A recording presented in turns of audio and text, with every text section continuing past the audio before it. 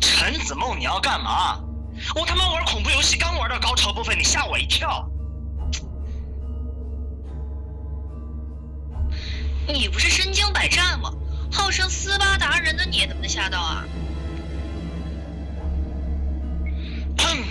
那肯定嘛，斯巴达人无所畏惧，我怎么可能会被吓到呢？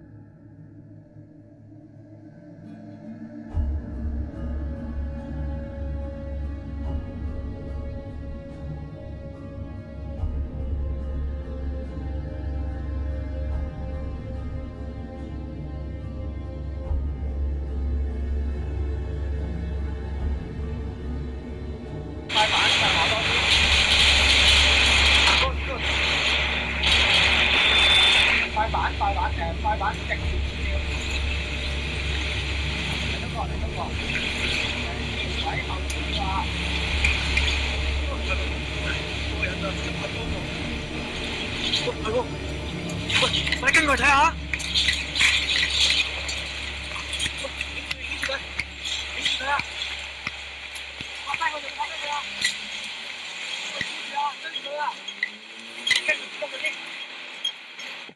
喂，睇住啊！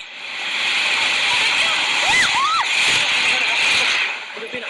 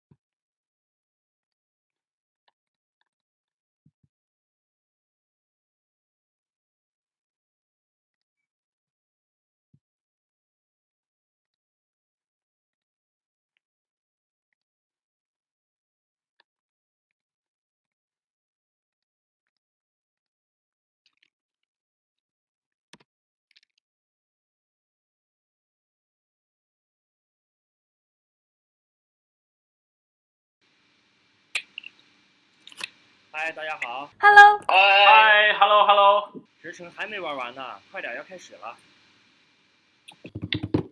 哎呀，总算是完成了，开始吧。嗨。好，大家都到齐了哈，那就又到了每周一次的线上推理游戏环节。我收到几个邮件，我把视频发到群里，你们先看一下。好嘞。好了，发过去了。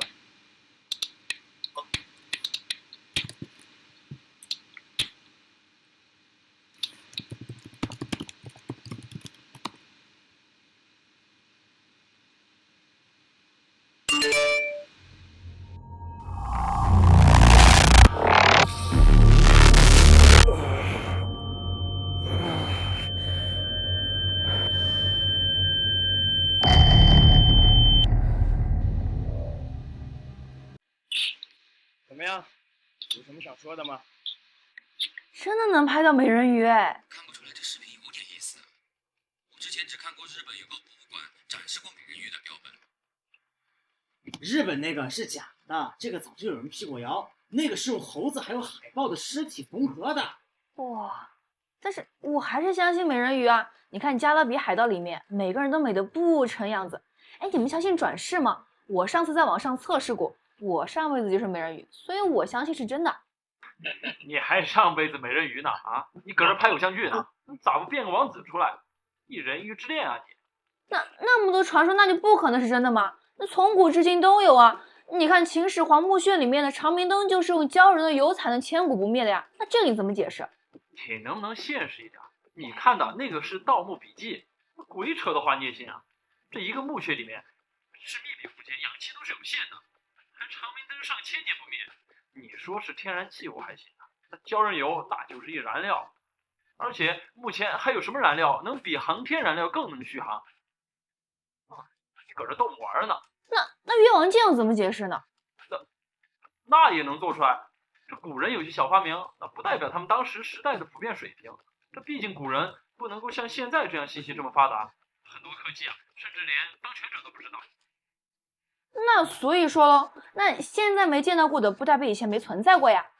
话虽没问题，但如果按照这个逻辑，《山海经》全部都是真的话，你怎么证实啊？停了，别再说了啊！你们两个别争了。这个啊，它确实是小说虚构的，你们知道吗？而且那个鲛人和人鱼啊，它根本就不是一个物种。就是，我们还是要回到主题。你们要想，如果美人鱼是真的，早就是爆炸性新闻了，是不是？反正我是不信，这个肯定是假的。韩哥找得到视频记录吗？正查着呢。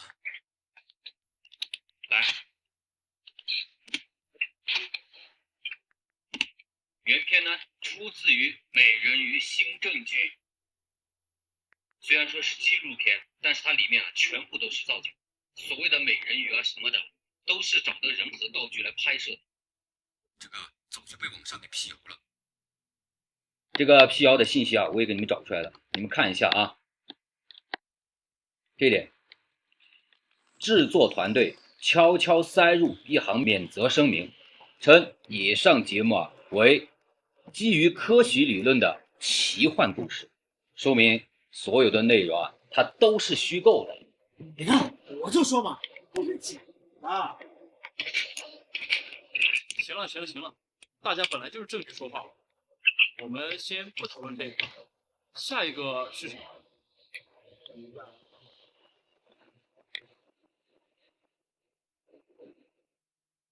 编号2，我发到群里了。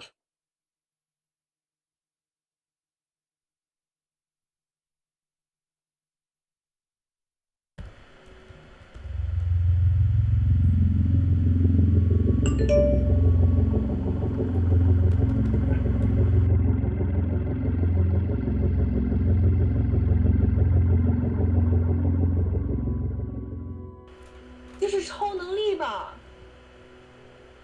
感觉像是在实拍一样。反正我是看不出来。我感觉不是真的，韩哥你觉得呢？觉得啊，这视频有问题。哪里有问题？你看一下，2次消失的时候啊，都是公车路过，这个也太巧合了。你们再看，这个人也是很奇怪，我感觉像是在摆拍，又更像是在拍短片。你们稍等一下啊，看啊，这就是问题的所在。他这个视频啊是剪辑过的，而且很多电影都用过这种特效。关键是他是怎么做的？简单来说，就是找演员现场演，然后后期啊用特效来处理。美国有个安德鲁·克莱默就经常分享类似的教学。你看到的是一镜到底，其实它实际就是无缝剪接。这种类似的拍摄手法，1917电影里面已经用到过了。如果后期做得好的话，它完全可以以假乱真。哇，看不出来韩哥这么厉害啊！哎呀，毕竟学了这么久的互联网，这点水平啊还是有的。你这个花痴样，是不是成韩哥的迷妹了都？嘿，就是。那话又说回来了，今天既然这个视频我们也破解了，我说小智啊，你给的这个谜题不行啊！那也是韩哥厉害呀，跟你有什么关系？哎，那要是干脆这样，韩哥先不说话，咱先来推理，不然给我们一点发挥空间呀，是不是？哎，这太厉害了。对，我讲了啊，这个也刚好是我的认知范围内。要是遇到我不了解的，那我也就不行了呀。那欧阳哥，下个谜题是什么？稍等，我还在找。哎，那咱们来聊点别的。韩哥，最近在忙啥呢？最近啊，我在做一个 APP， 它能够预测某些事情。预测，我懂了，就是算命嘛。韩哥，你啥时候变成神棍了？哎呀，不是。它 APP 啊，就是根据人的行为推算出。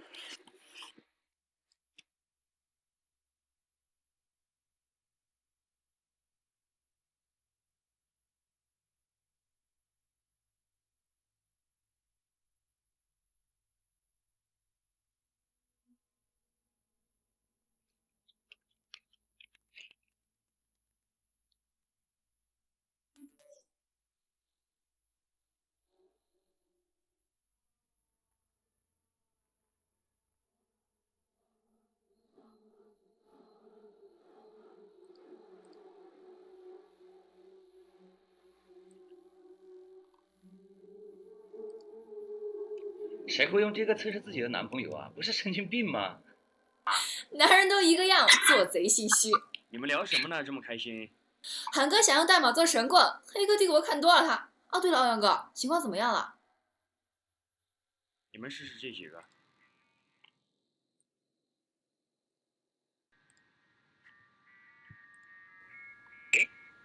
这个有意思啊，赶紧分享给我们也看看。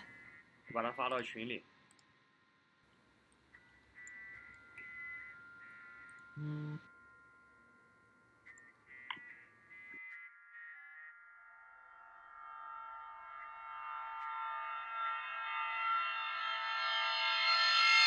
你们看看。哎，什么情况？我这里怎么卡了？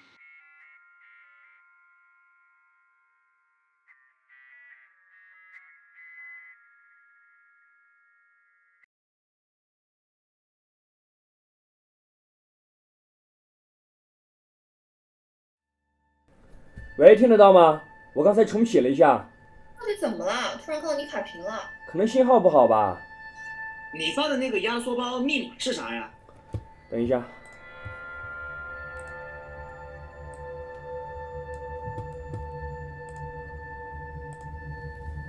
我发到群里了。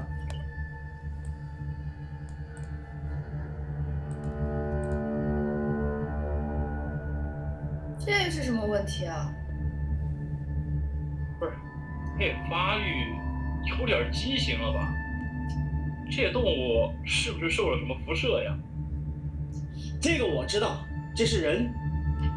啊，我的想法和你一样。哎，欧阳，你输入人试一下。好，我试一下。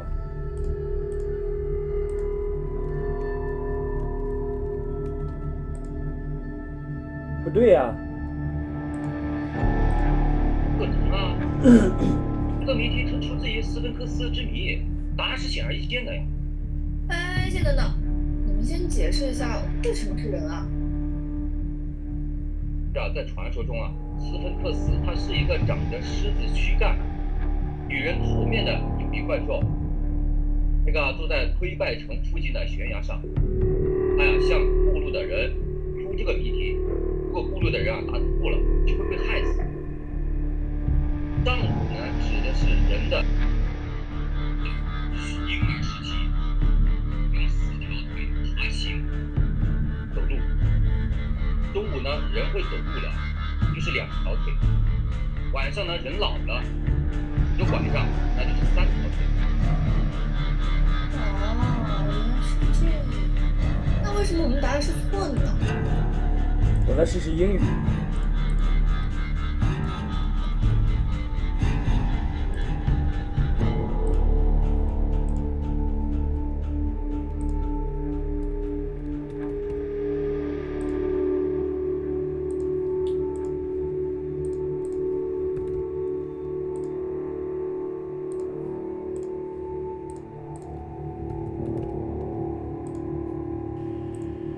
也不对呀。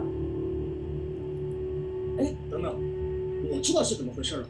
你说的斯芬克斯起源于希腊神话，当时用的也应该是希腊语，是吧？应该是。哎，坦哥，那希腊语的人怎么说啊？好听呀。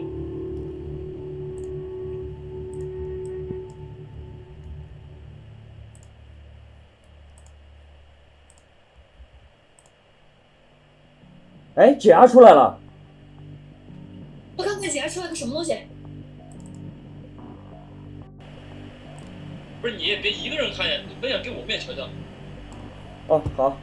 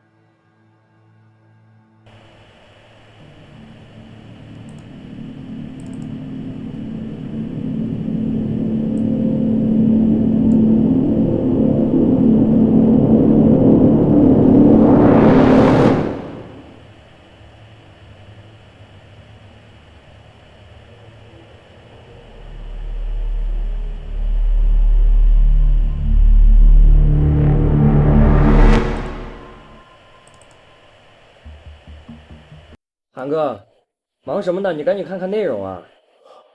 哦，抱歉，刚才是工作信息来了。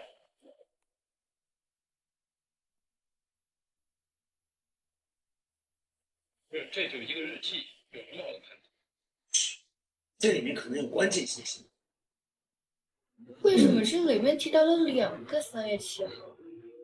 我觉得这个可能是光看这个也分析不出什么，有可能是谜题的一部分。韩哥，你觉得呢？呀，不是太清楚，不过确实很奇怪呀。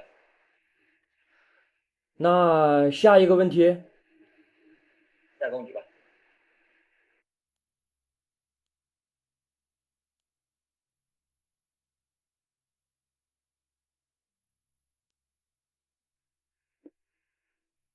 我发到群里了。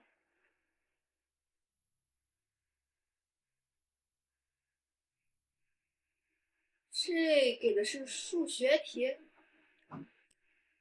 看样子好像是。我数学最不行了，这个问题留给曹先生。哎，怎么是我呀？韩哥是码农，应该交给他。我不行。哎，你们怎么突然这么客气了？刚才不是说先让你们展现实力，最后再让韩哥出马吗？我是大禹治水的番外篇放弃治疗了，没事别有女孩子团数学吗？那知道了，我已经算出来了，答案就是2.2.9。我的答案和他的一样。你们看看，这才是榜样，要好好学习啊！这么快啊？怎么算出来的？你让韩哥说说他怎么算出来的。你先说吧。我就恭敬不如从命了。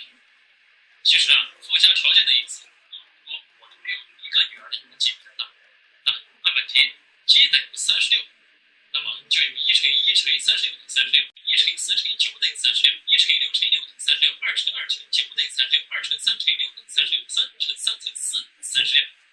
所以啊，我们再看看它加起来， 1+1+3+5+4，1+2+6+14，1+6+3+5等于14，2+3+4等于11，3+3+4等于10。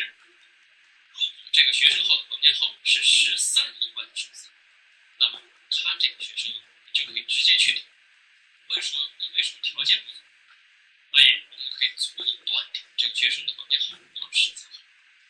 而我们来看看何为13的566和229，那么其中只有一个没可能，那就是2岁9岁2岁的组合。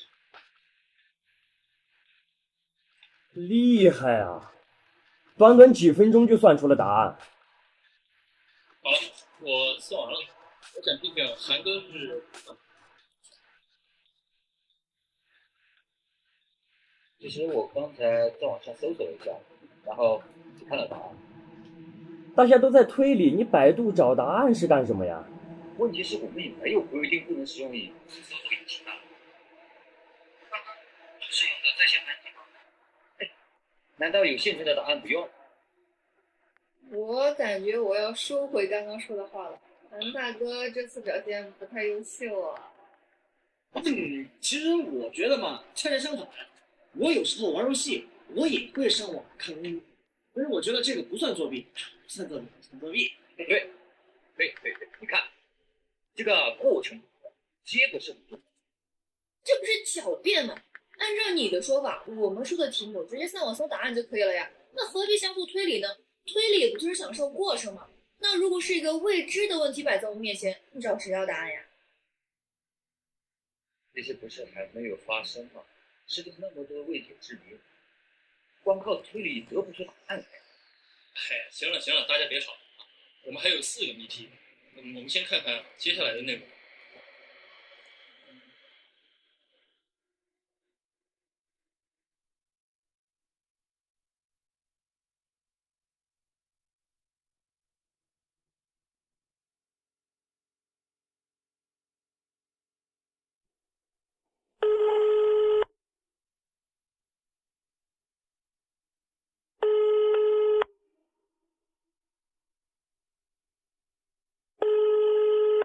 您的电话将转接到语音信箱，录音声后开始计费，如不留言请挂断。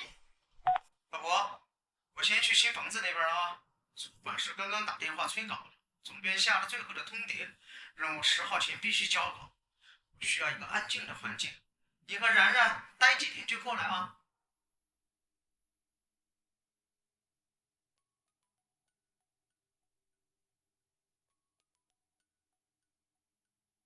哎，啥事儿？你说。你怎么招呼都不打就离开我们呢？你的语音信箱不是留言了吗？语音信箱？你又是这样，每次有事都是先斩后奏是不是？不想和你吵架啊！我刚刚到了新房子。什么？你还学会骗人了是不是？骗你什么呢？50公里的路程，你开车能开12个小时才到？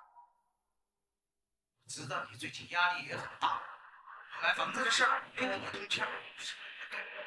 我现在真的不想吵架，告诉你啊，现在我在高速路上，边开车边和你打电话。先不说了啊，等到了再和你说。你们遇到什么事情了？我对你买房子的事。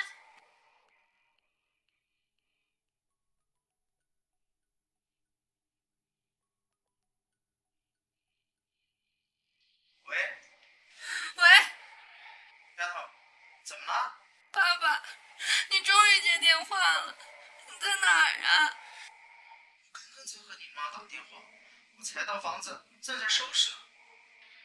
我好担心你啊！你都2天没有给家里面打电话，我跟妈妈都报警了。报警？就吵架了就报警？你妈是不是太小题大做了一点儿？妈妈以为你出车祸了，或者是死了。啥？就挂了一下你妈的电话，她就这么诅咒我？哎，等一下，你说什么？什么2天？你都已经消失2天了。丫头，听话啊！爸爸呀，这都是为了工作，没办法陪你们，我也很抱歉。但是不不要开这样的玩笑好吗？你觉得我是在开玩笑吗？我会拿这种事情开玩笑吗？就是你今年的旅游计划泡汤了吗？爸爸补给你，爸爸这次忙完啊，我们全家一起过去。我昨天才回到家，才知道你离开家了以后，一整天都没有打给妈妈。妈妈说你前天就已经走了，我一直打电话给你，刚刚才打通。今天是周五，我才刚刚离开家4个小时。今天已经周天了呀，别吓我。是不是你和你妈联合起来整我呀？愚人节还要1个月呢。先不说了啊，我要赶紧。喂，什么信号？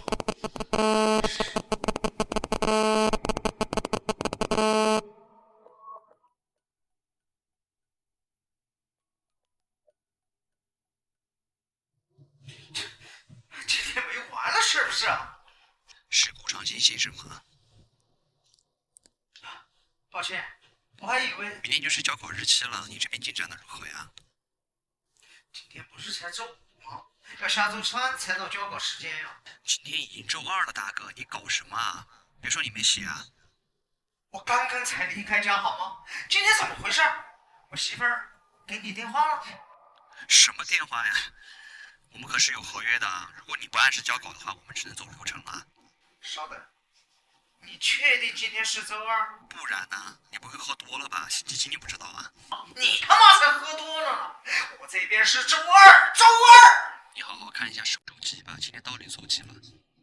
怎么可能？我才离开家5个小时。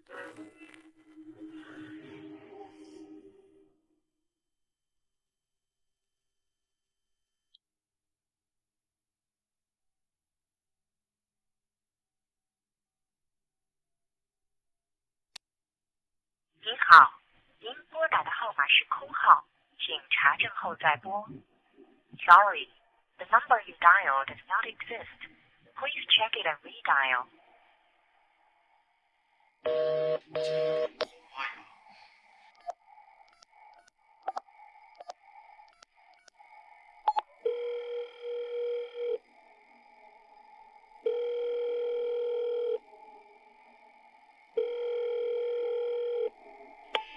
喂，你们在搞什么恶作剧啊？爸爸，怎么了？你在哭什么？真的是你吗？是啊，怎么了？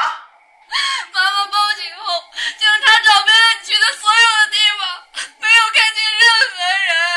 你到底去哪儿了？我在新房子这里啊，之前的电话怎么打不通啊？我们搬过来了，我和妈妈现在也在房子里面。什么？你确定你们在房子里面？你让你妈接电话？妈，对，是爸爸。你到底在哪里呀？我们找了你1年了，你就这么丢我们母女2个人不管了？我才离开几天。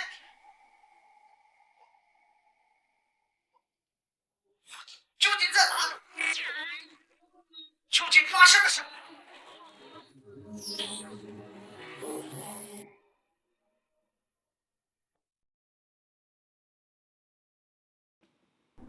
开始有意思了。韩哥之前推测是对的，这个故事要等到结束之后才能知道谜底。这是进入平行时空了吗？我感觉是进入到了时间慢速通道里。那如果是这样，他们是怎么联系的呢？这就叫谜中谜。看来呀，我们得等到下一个内容了。哎，我突然想起了一件事，欧阳哥，这个谜题发送人是谁啊？你认识吗？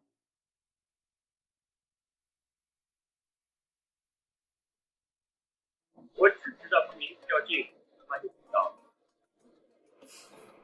不是我和王宇，你说这2个是一，是什么联系啊？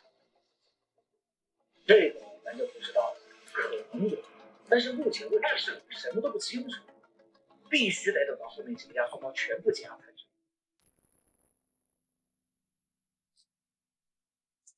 子墨，你背后貌似有人。大晚上的我一个人在别吓我呀！我刚刚也看到一个影子，哎，你看到了吗？没有，我刚才学出去了。这是网络我公主刚刚也发了一条。子墨，我劝你还是出去检查一下吧。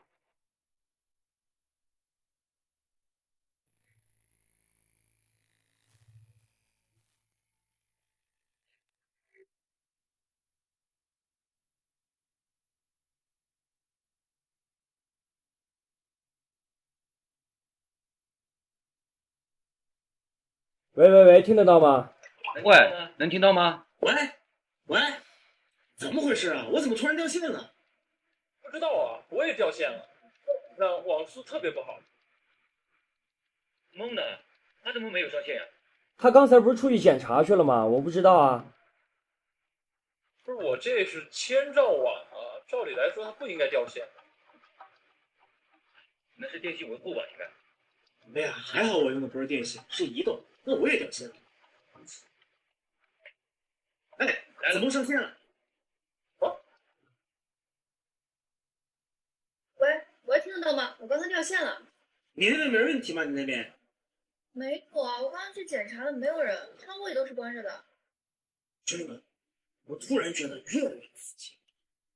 这个就是我玩的一个很恐怖的恐怖游戏，收到一个陌生的邮件，里面藏着不为人知的秘密。你脑残吧，头上出什么鬼话呀？哎，好了，来，我们来第3个谜题。好，来。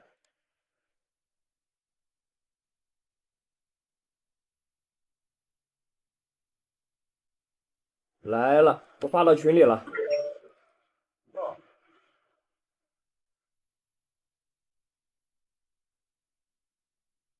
这什么题目呀？这是？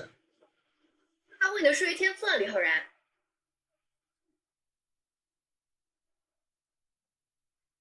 答案好像是6。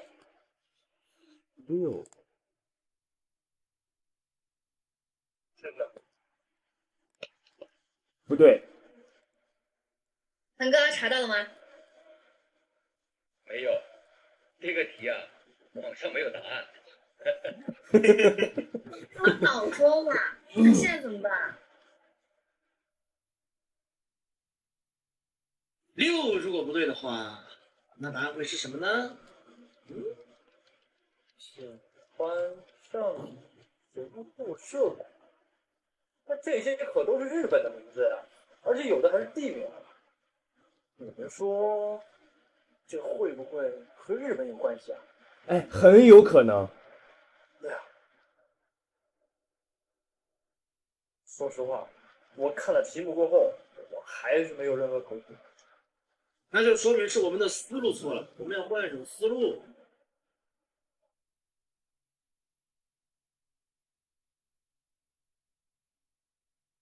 不知道了，答案是1。哎，别瞎猜，肯定不是。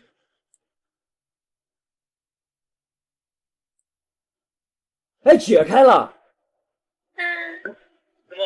你是怎么算出来的这个？这个简单啊，品川品字3个口，上野野字4个口，神户神字4个口，户字1个口，那剩下的社虎虎字1个口，就是1哦。这也能算推理？这题出的我他妈脑筋急转弯似的。没有搞错，这也能算题？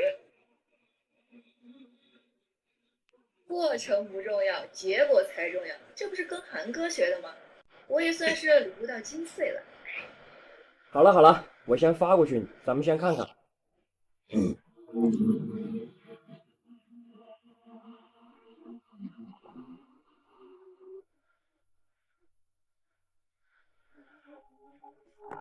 好，发到群里了。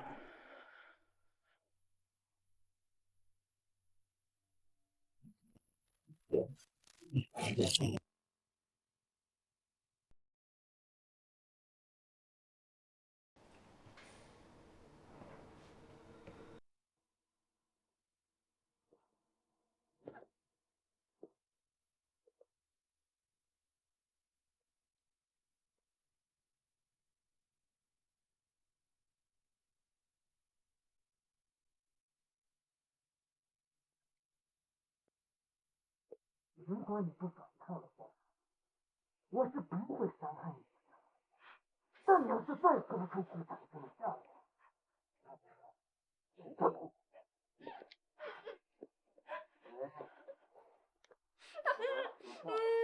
你老婆和女儿都在想问题，再说这个话，你他妈不错。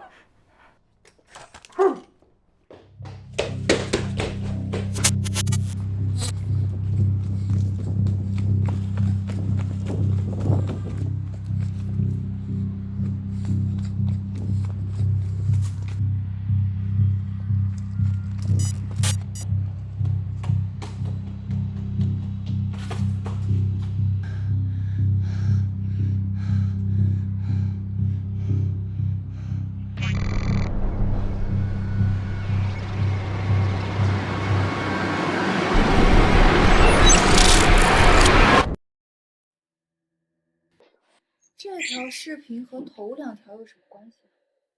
前面2条我明白，如果要说关系的话，这母女俩应该是录音中提到的那个顾长青他老婆和女儿。看来他们来到屋子里啊，应该也是被绑架了吧？欧阳，啊，你咋了？啊，对，韩哥，你觉得呢？我们还是把关键的事情记录下来。现在下定义的话太早，你们等我一下。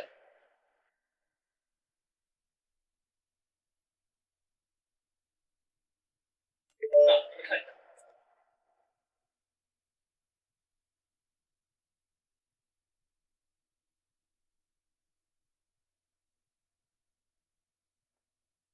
对啊，还是他们说的。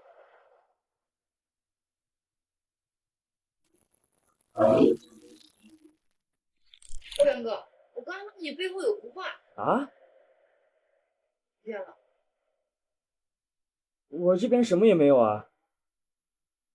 我也看见了。应该是切屏的时候有延迟吧？是，这网络今晚上是怎么回事啊？一直断电。我这边也是，以前从来都没有过。韩哥，你要不要查一下是不是在维修线路啊？不用啊，网络不可能随时维护的，估计它也不可能随时断电，因为用户啊它是变化无常的，如果断一次网，就会造成用户的大量损失，软件公司是不可能让这种事情发生的。是啊，但是今天晚上发生的事情太奇怪了。不然，你刚才有没有看到？我好像看到了，那幅画我不知道在哪里看到过。我想起来了，那幅画好像在姐的视频里面出现过。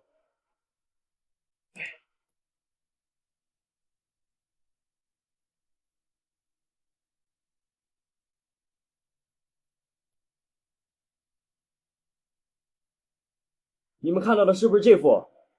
是，就这个，是。问题是我这边一切都正常啊。我看到的是你刚才身后的墙面上有这幅画，但是现在没有了。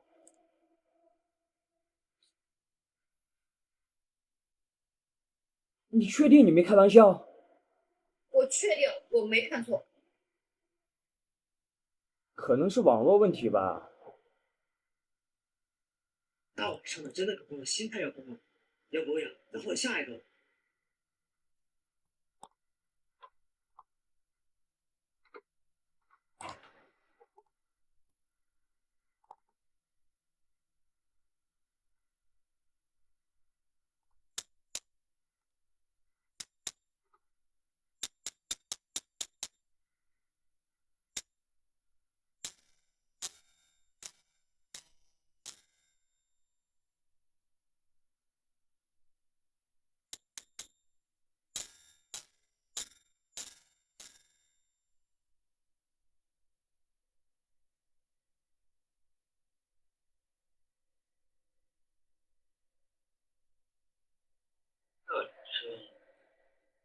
怎么回事？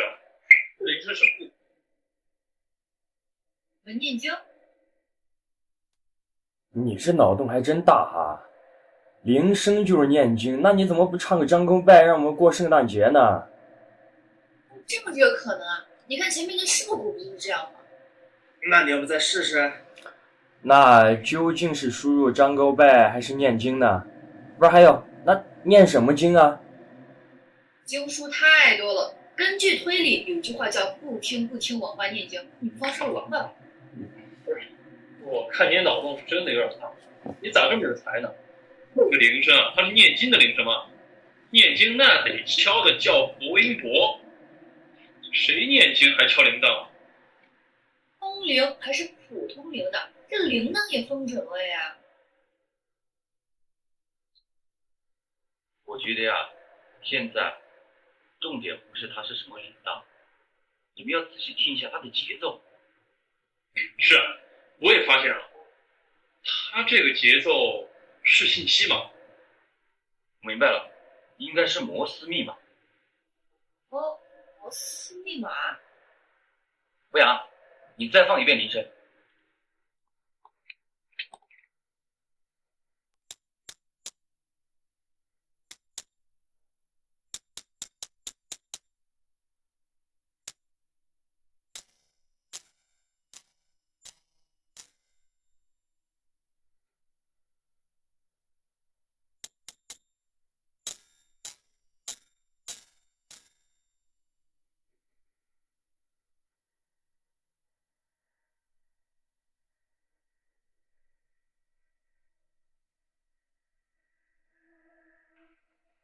根据摩斯密码，答案是3271530。对的。好，等一下，先别输入。怎么了？这是我们现在的时间啊。真的耶！禁止是怎么会知道我们现在的时间的？我猜测啊，我们可能被监视了。你们有没有跟谁说过现在的状况？我没有啊。我也没有。我也没有。我也只开了群，我其他什么都没动。是啊，你有没有刚刚刷的软件啊？刚刚的压缩报肯定有问题啊！你们大家都检查一下。好，我杀一下毒。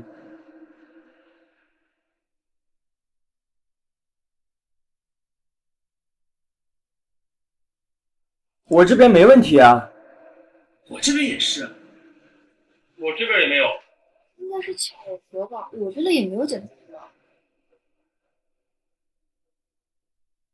你解释我觉得早了吧？没有那么奇葩，还有有点形式。如果确定没有问题，那我们就继续吧。好。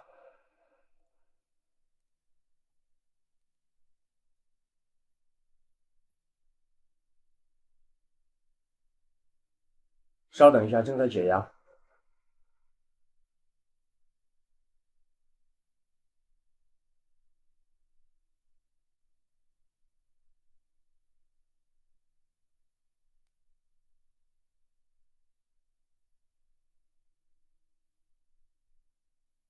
好，解压出来了。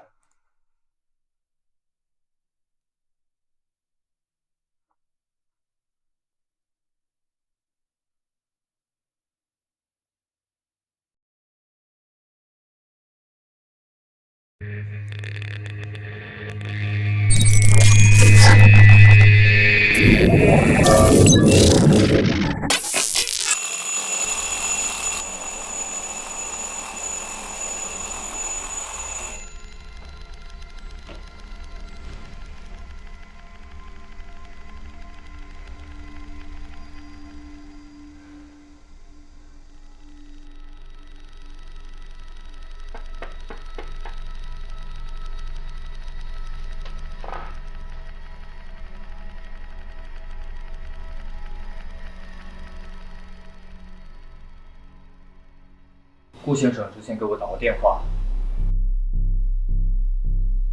可以进去聊聊吗？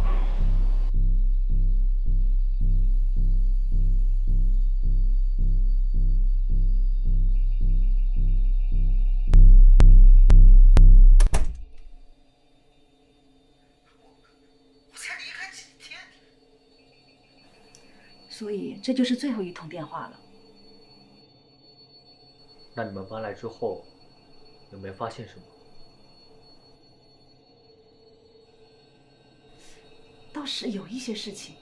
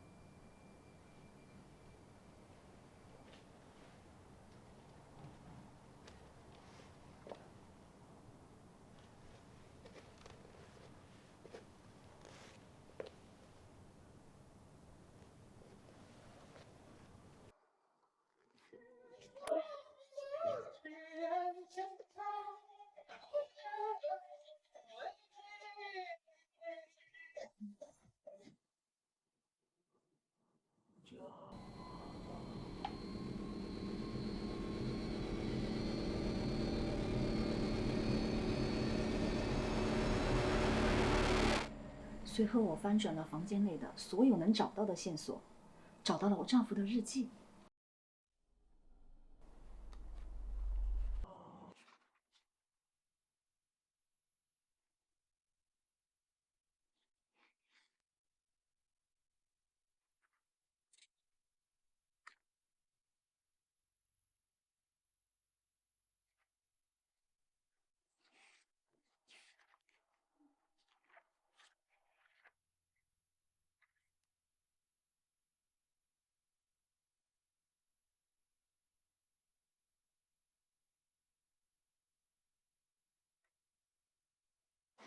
这是什么时候的事情？3月11号。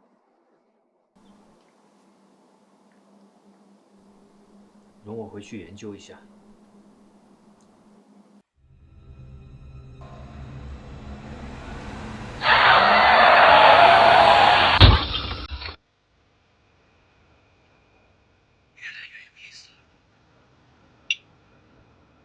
不知道为什么，我总感觉哪里不对劲呢。欧阳，你还好吗？还行，就是头有点疼。要不你先休息一下吧。我忽然想起来一部电影，主角不断重复过着同一天，但是一直出不去，除非找到凶手，名字叫做《忌日快乐》，和这个视频很像。你们说最后的谜题会不会是这个啊？不排除有这个可能性。如果是这样的话，那答案肯定就不是让我们找凶手了。韩哥怎么突然掉线了？韩哥，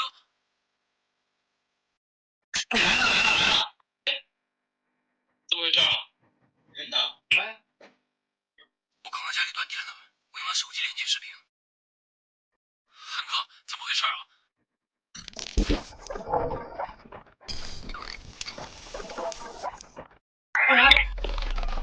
怎么回事呢？今天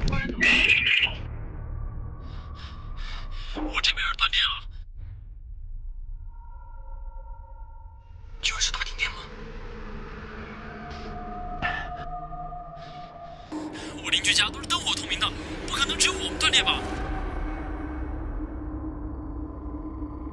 我这里停电了，我有点害怕。我刚刚发现房间门打不开。我这也停电了，怎么回事啊？欧阳，你现在赶紧去看一下门。啊！哎，我真服了，今天晚上搞啥呀？我这边又停电了，然后也退完了，我真想到处走走。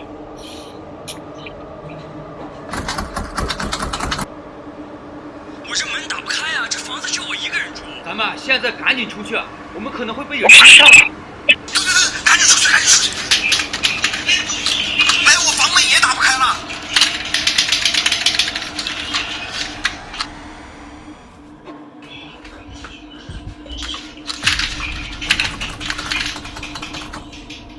大家先听我说啊，不要着急，你们先回来，我现在马上打电话报警求救。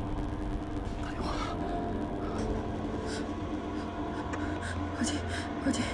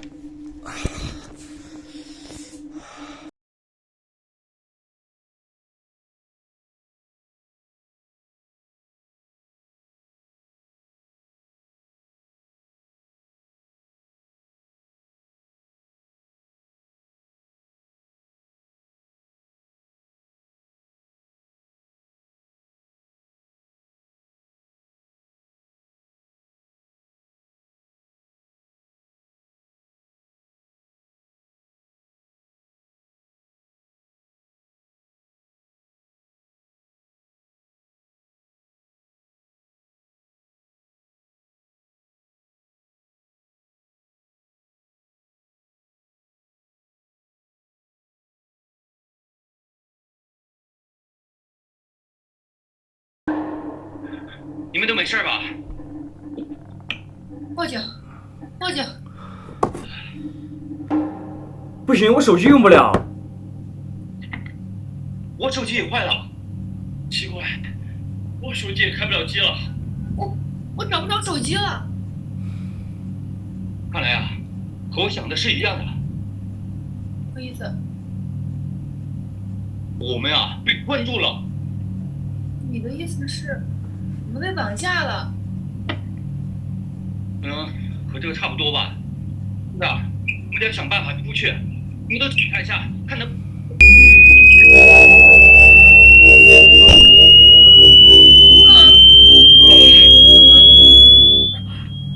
大家都先别检查。看来我们真的被监视了。一旦想要离开，我们都会被拉回来继续受罪。这是死多少都真的。这是什么？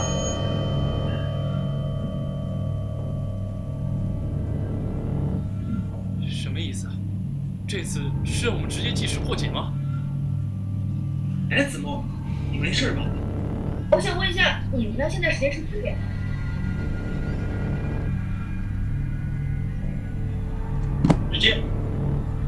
时间不对呀、这不可能啊！哎，你们快点检查一下你们的时间。我记得我们上线时间是8点，可现在显示的是7点。等会儿，如果按照正常时间来算的话，我记得我们昏迷的时间是在9点12分，谜题应该是在这个时间点之后才发出来。那我穿越都不可能啊！你觉得我们被人同时困在电脑旁，不是更不可思议吗？对，再不可思议的事情在我们身上都发生过了，还有什么不可能的？你们有没有发现，视频中发生的事情好像同样发生在我们身上？你这么一说，哎，好像是。我刚刚才发现，唐洛经过的事件时间已经发生过了，他重新经历了一次开始和结束。那这个就不是正常的时间。意思啊，就是我们现在和他开始。哎，之前有几个细节，韩哥，什么情况下能发生这种事啊？我之前有看过一个关于多维空间的事情，肯定有人按错盘来读。我们所处在的物质是属于相互的，意思就是我们当前处在的质量既可以影响过去，也可以影响未来。这影响未来我理解，影响过去我怎么解释啊？唐诺不是在视频里面一直保存着记忆吗？那么只有一个可能性，他和我们现在一样，处在更高维度的4维空间里面。对，我突然想起来了，星际穿越它不也是这样的吗？等会儿，韩哥说的是没有问题，但是有一个漏洞。如果说我们现在是在4维空间，我们是不可能以这种情况看到我们自己的。那你的意思是？我举个例子，你看2维生物看到的2维的画面，并不是我们现在3维生物所看到的画面，他们只能看到一条线长短的变化，而我们这种3维生物看4维的变化，只能通过回忆来看过去，但是没有办法看到未来。理解不了。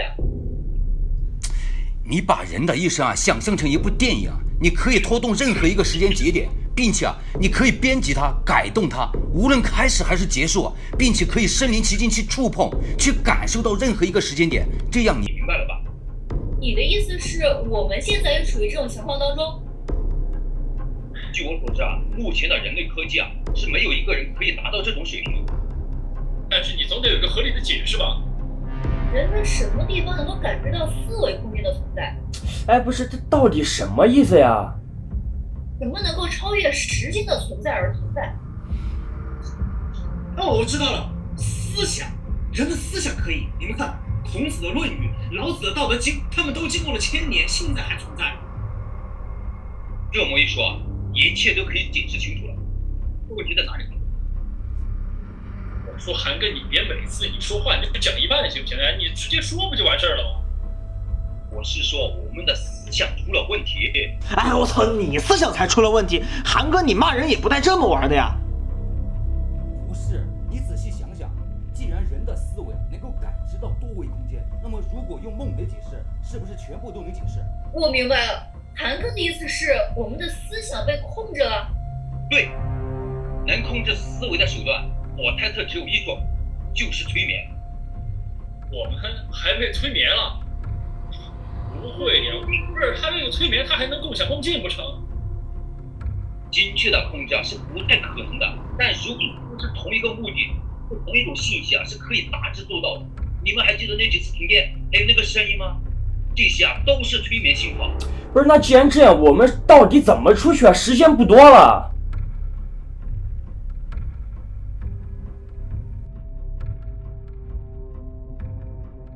哎，是不是要破解了谜题，我们才能真正的出去啊？先试一下吧，谜题是什么？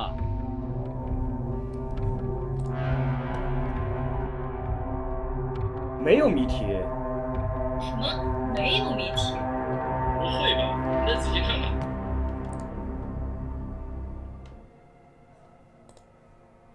真的没有啊？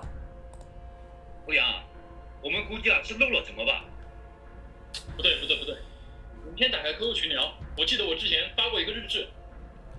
哦，对，日志。唐诺之前找到的日志和我们之前看到的不一样。我知道了。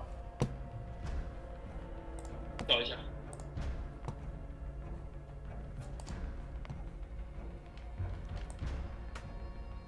是不是这个？像是，就这个。最长亦最短，最广亦最被分割，最伟大而又最渺小，最珍贵而又最被人忽略。说的日志是这个？应该没错。我知道了，是生命，生命可长可短，生可重于泰山，死可以轻如鸿毛，珍贵但没有人珍惜，这是生命。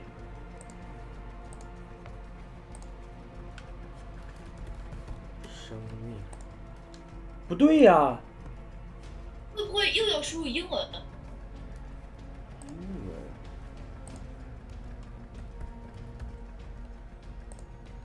也不对。最广，最被分割。你的生命能被分割吗？会不会是人生？别猜了，是时间，时间可以分，可长可短。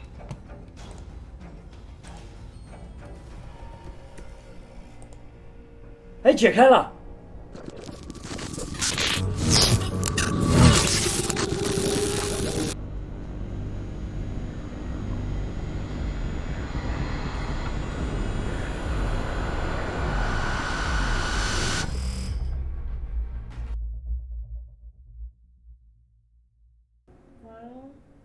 回来了。应该说，也醒了。哎，现在我们都去看一下门能不能开了。好。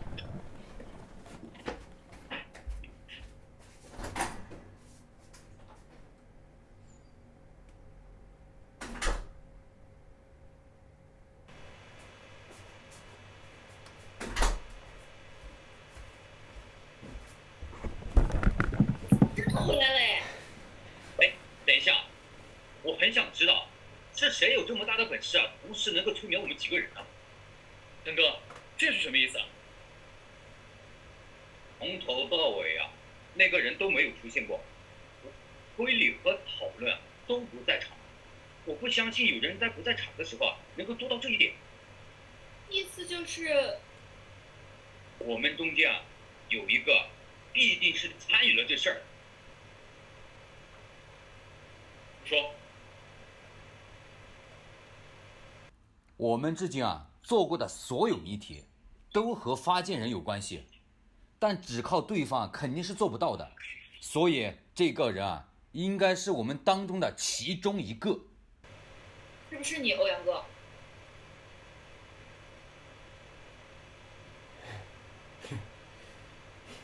对啊，你是怎么做到的？唉。一开始啊，我先联系线上的朋友发邮件给我，于是呢，故意甩出2个能被你们很快看出破绽的视频，目的啊，就是为了让你们放松警惕。我将催眠的内容呢设置在谜题当中，再结合我们的推理游戏啊，在铃声响起的时候，你们就进入催眠状态了。剩下的呢，就跟韩哥推理的那样。为什么又出现了倒计时？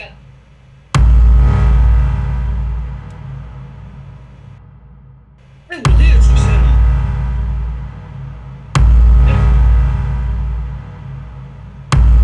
对啊，这又是你做的？不是，这次真不是我。我们又被困住了。可能我们压根就没有出来。按照我们之前的规矩，谜题呢？快找找。没有啊。视频，快，在视频里面。好。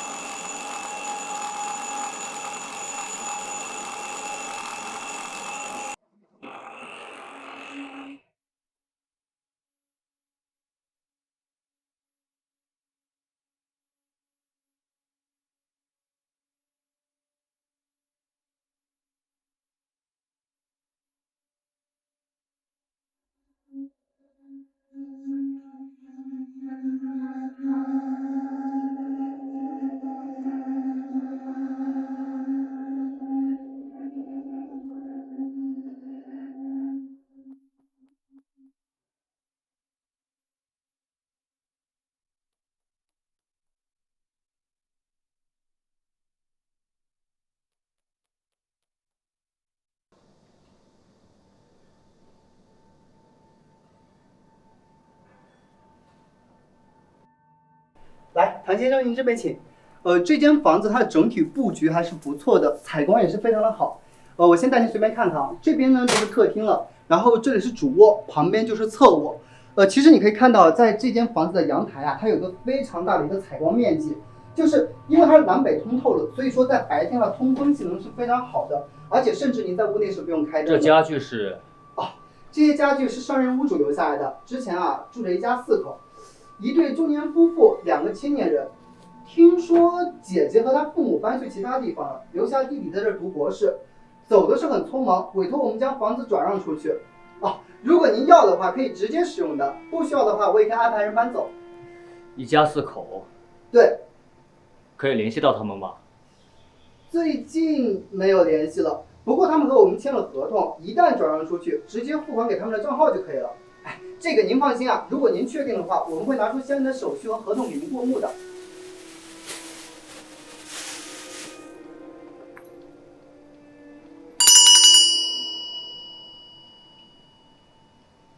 行，我回头考虑一下，确定了给你联系。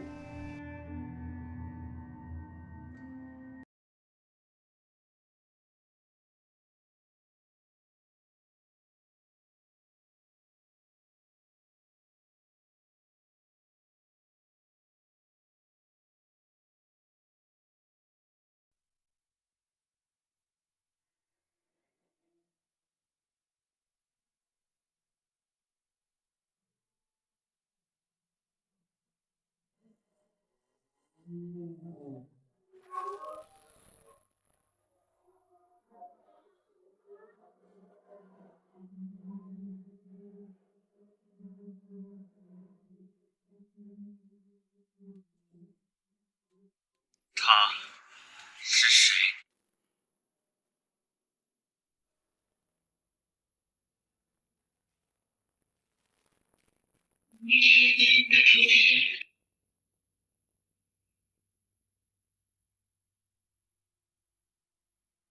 我怎么知道他是谁呀？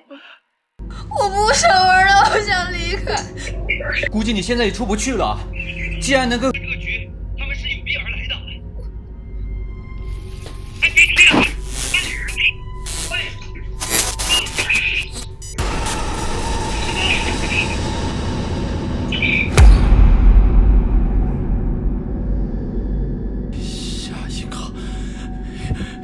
下一个人是我，下一个人是我。别慌，你再仔细想一想。顾长青失踪，老婆女儿去找，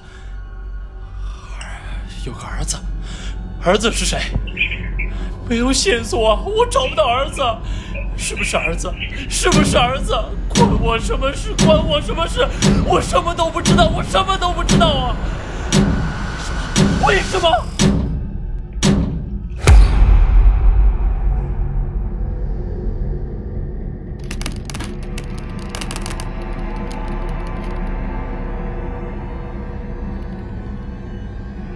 哎，等会儿，我想到了，时间点，唐洛2次进入房间的时间点不对。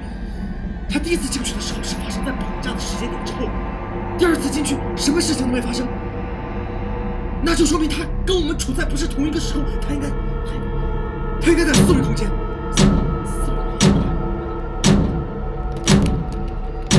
这该死的术法，我真服了！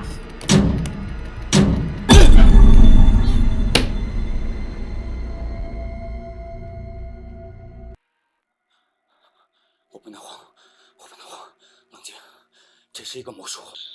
这什么意思呀？欧阳，你知道魔术里面的托吗？这里面所有人都是托，唐诺从一开始就是被安排好了的。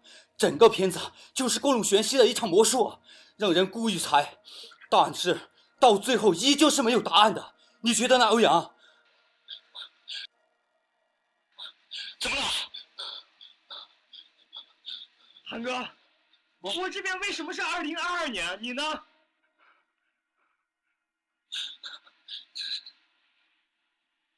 如果按照之前的视频的顺序，这已经是第3次了。哎，你还记得唐若的经历吗？时间来不及了，你就按照你的答案输入。我要知道这个人是谁，我绝对不会饶过他的。都是我的错，我就不应该轻易打开陌生人的邮件的。欧阳，你先别慌，不管这个人是谁，你稳住。房屋的房号102号、303号，这到底是什么含义啊？可惜来不及了，这到底是在哪里啊？他就差最后一步了。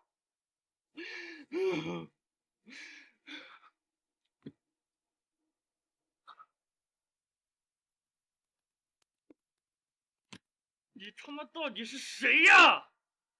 你要干什么？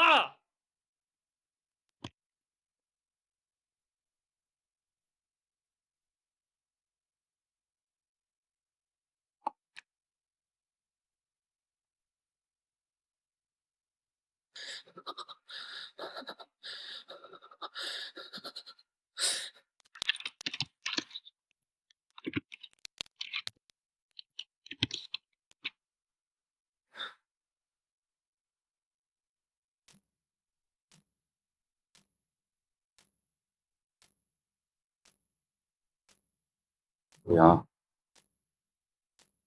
再见。韩哥，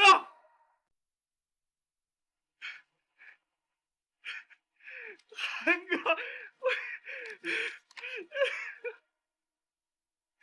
你到底是谁呀？我们到底做了什么？你要这样对我们？回答我！回答我！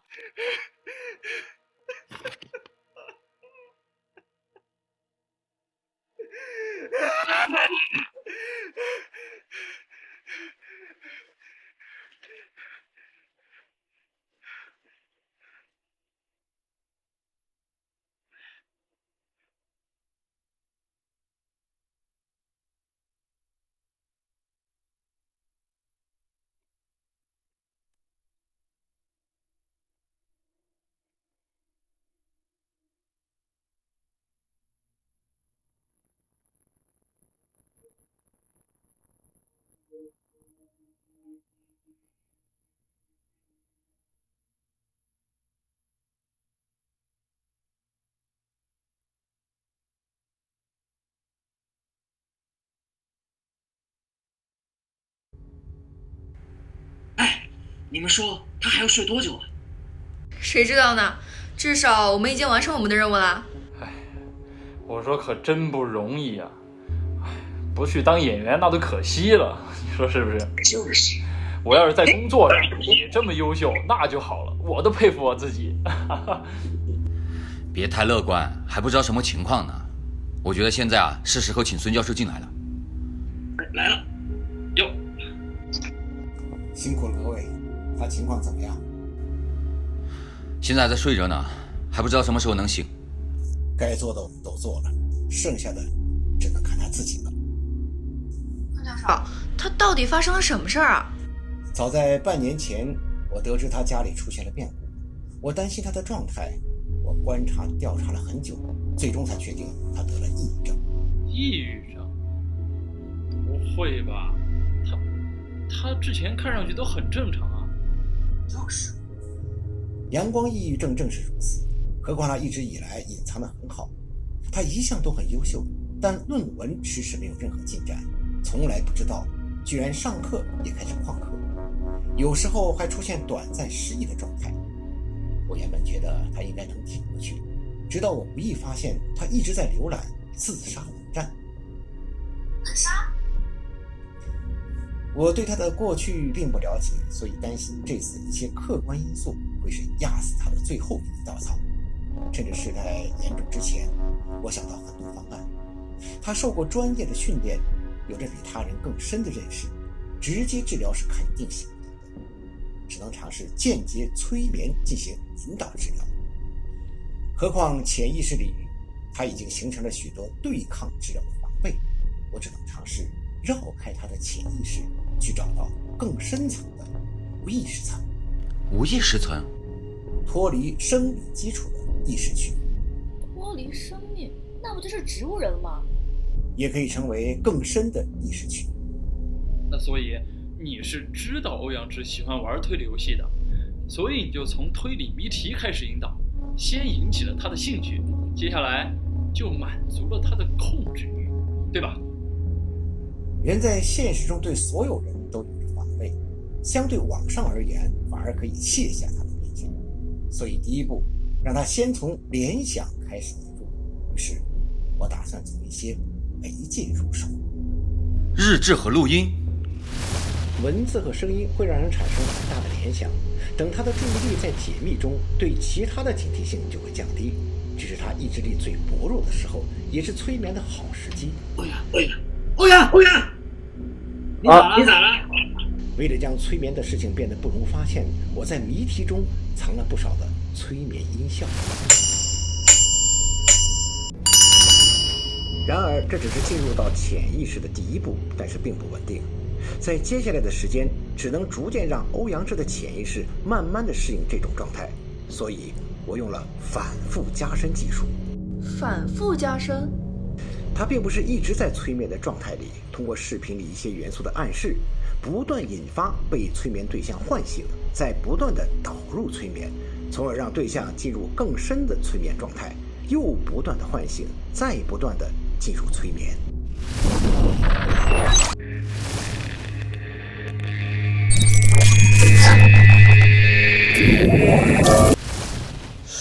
那视频里的人物是？他母亲在给我的邮件中提到过一些他的过去经历，所以视频里所对应的正是他的过去。除了唐洛外，你们所看到的人物正是潜意识的映射。我试图从中找到线索，揭开他的病症的根源，但尝试了3次，都失败了。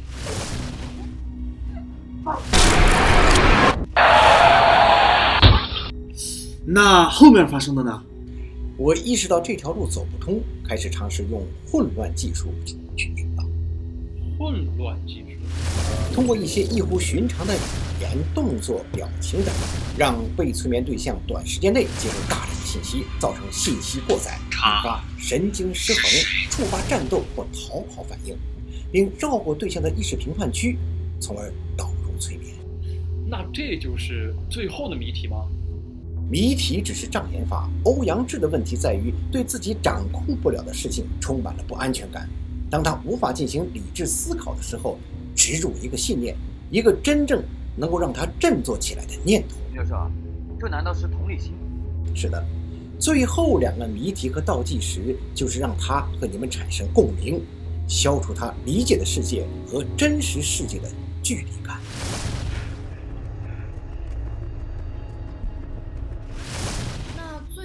谜题答案是我。欧阳哥，他醒了。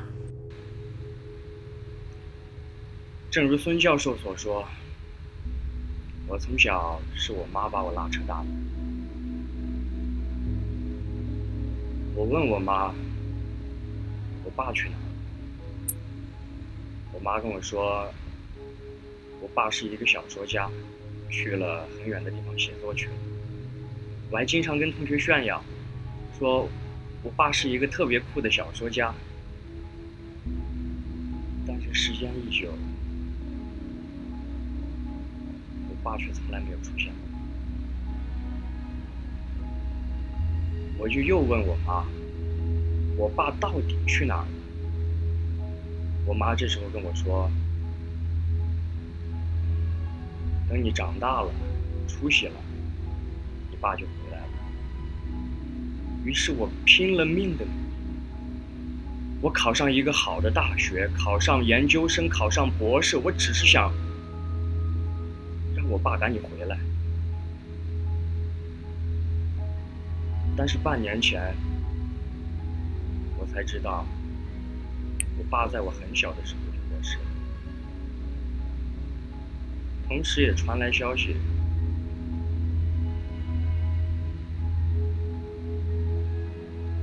我妈跟我姐也意外离世了。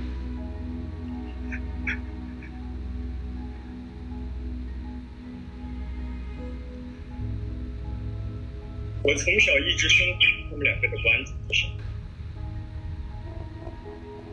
但今天这种关注也没有了，我就感觉我活在这个世界上是多余的。是折磨自己，混乱了过去和现在。但当我每天早上睁开眼睛的时候，太阳依旧升起来了，该发生的事情还是发生了。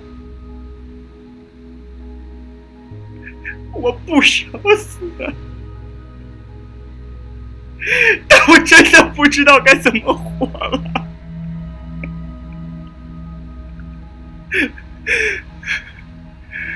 我真的希望忘掉过去那些事情，但是我真的不知道该怎么做了。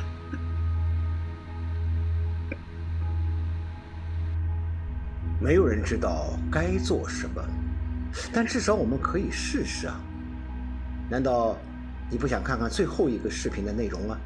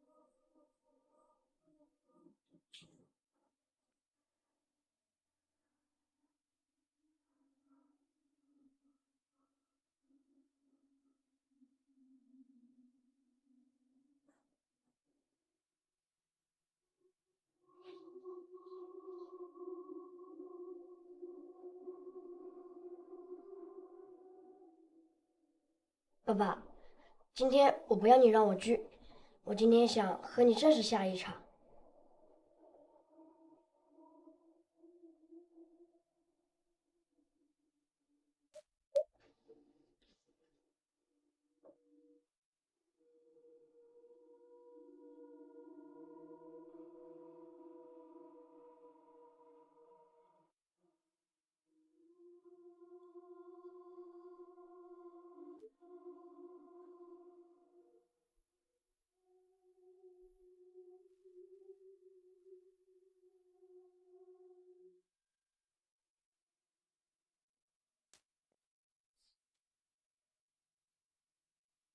将军，爸爸，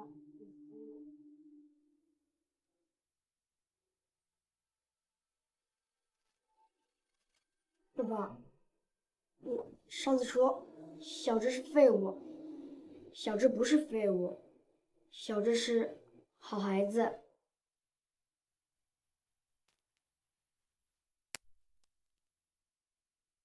小年纪，你先学下去干什么啊？为什么不好好学习？你为什么不好好做作业啊？你为什么不好好做作业啊？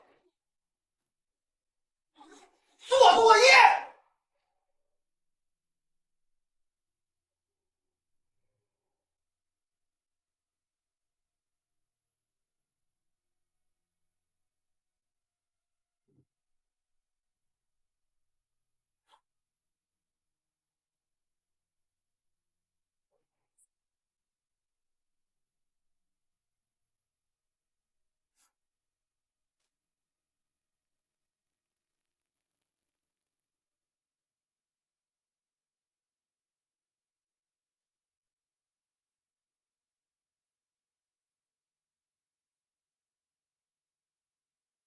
都怪你！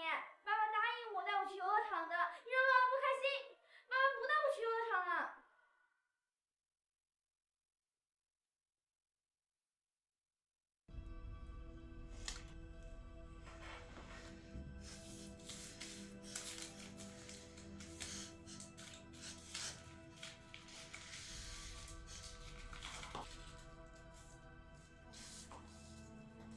孩子啊，别再惹爸爸和姐姐生气了啊！